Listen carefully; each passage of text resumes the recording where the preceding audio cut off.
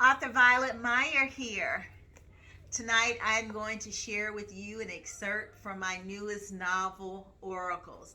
This novel is so close to my heart because it is about Southern myth and legends, about African American folklore, and a little bit of folklore from the entire African diaspora.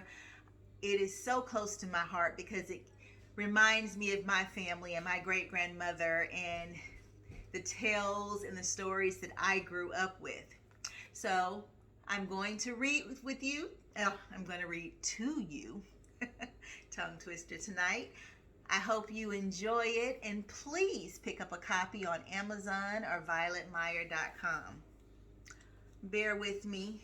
Apparently, I'm old enough for reading glasses now.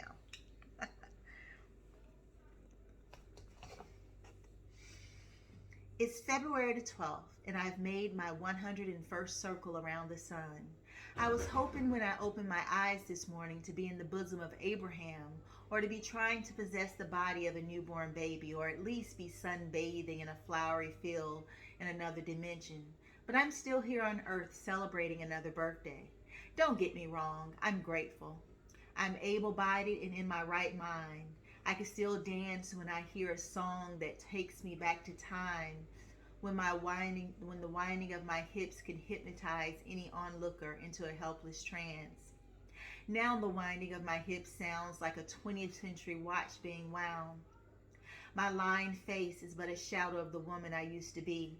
The mirror lies, showing me crow's feet and laugh lines as deep as canyons, muddy eyes and a turkey neck. When I close my eyes, I see taunt skin, gypsy eyes, voluptuous lips, and a neck like a swan's. I am still that woman inside.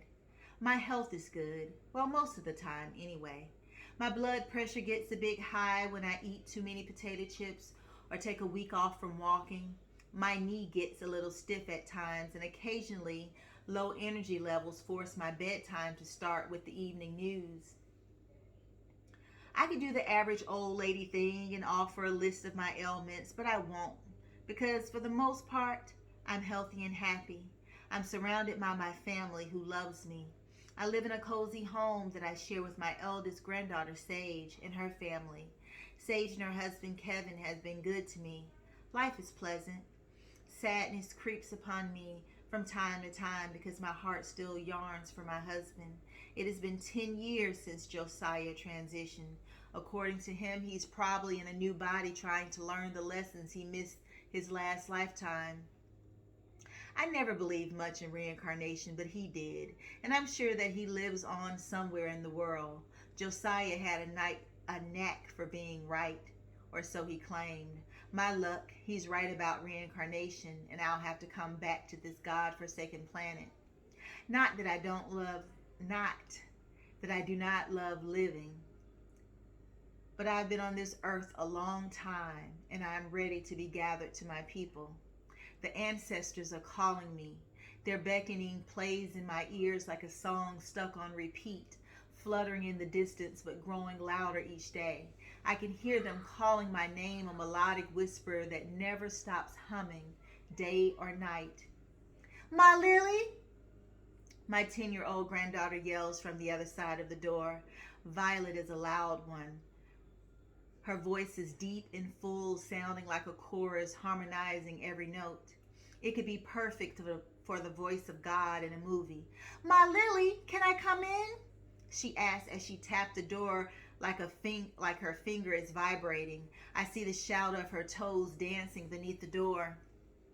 I tell her to come in, and Violet pushes open the door like she's trying to test her strength, causing it to fly open like a tornado is spinning in the hallway. Every time I see her, which is every single day, I laugh inside. She brings me delight in the richest form.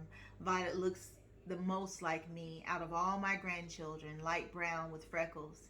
A cloud of black hair sits on the top of her head like a beach ball, which is held in place by a giant purple ribbon tied into a perfect bow, which is with its ends framing the sides of her face.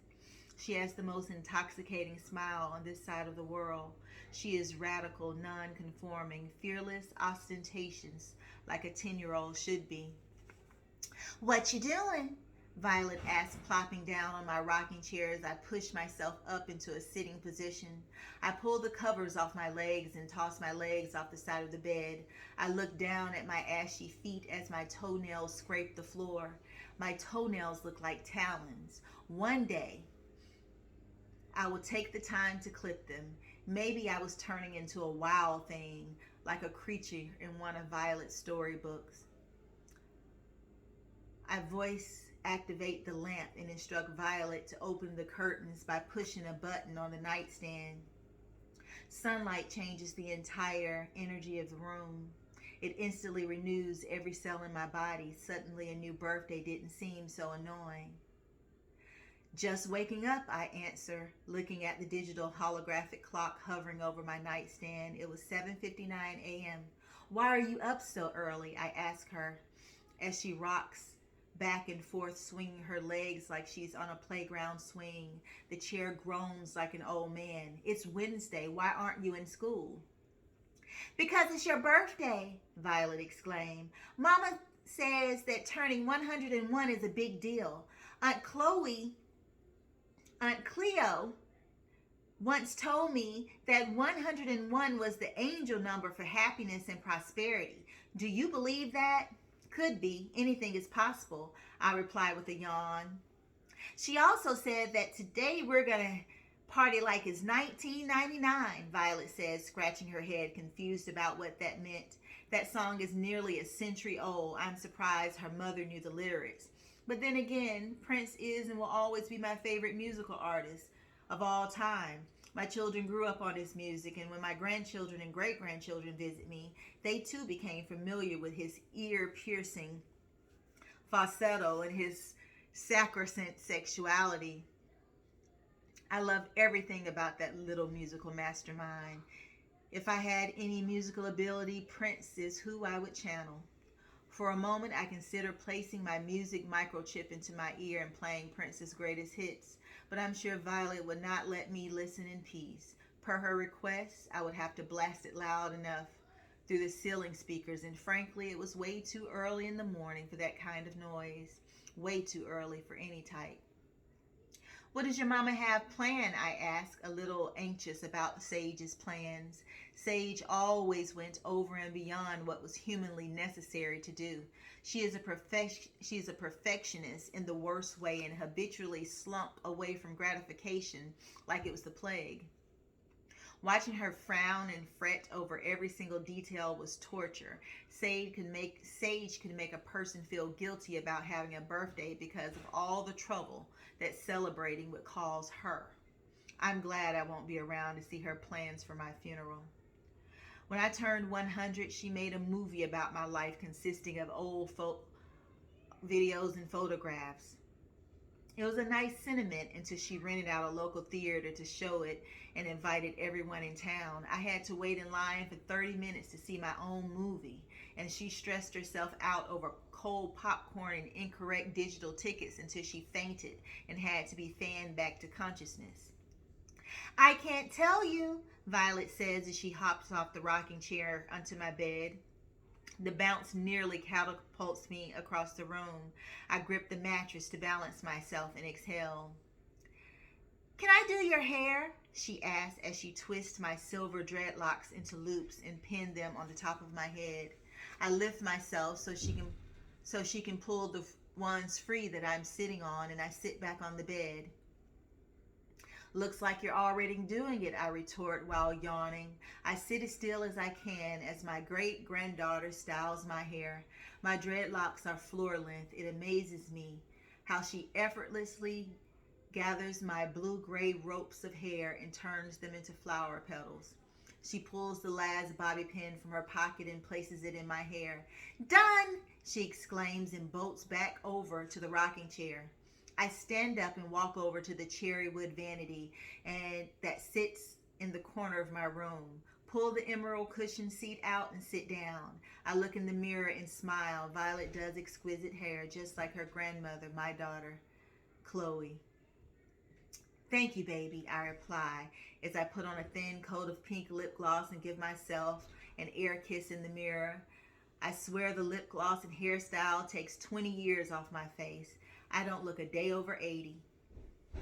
You're welcome, my lily, Violet replies as she rocks like a mad woman in the chair. Bring me my owls, I instruct while admiring my hair in the mirror. Violet hops off the chair and crosses the room and opens the top drawer of my jewelry armoire. She pulls off two sterling silly. She pulls out two sterling silver necklaces, both with large owls hanging from them, and a matching pair of earrings. After she hands them to me, I put on both necklaces, one owl hanging lower than the other, and put on dangling earrings. I look at myself once again in the mirror and smile, extremely pleased with Violet's handiwork. I feel beautiful. A shadow moves on the opposite side of the room, its dark reflection appearing like a man of smoke. My chest constricts as I gasp aloud. I spin around. Nothing is there.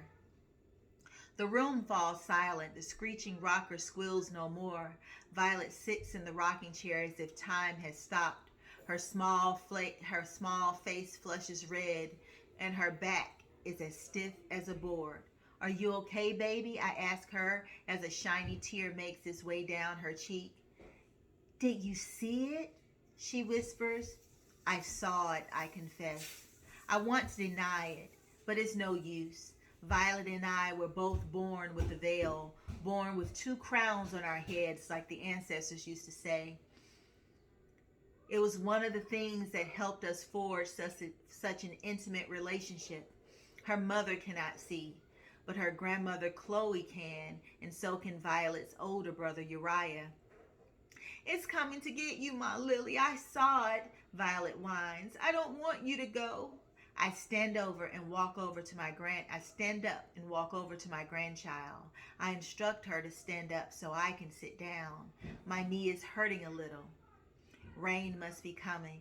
Violet sits on my good knee. She feels heavier than she did yesterday. There's a season for everything under heaven, I reply. A time to laugh and a time to cry, and a time to live and a time to die. That is the first chapter of Oracles. If you love paranormal adventures, this is a book for you. It has everything in it. You will hear my Lily telling the stories of her life. You will hear everything from vampires to mermaids to haints to a little bit of hoodoo. Pick it up today.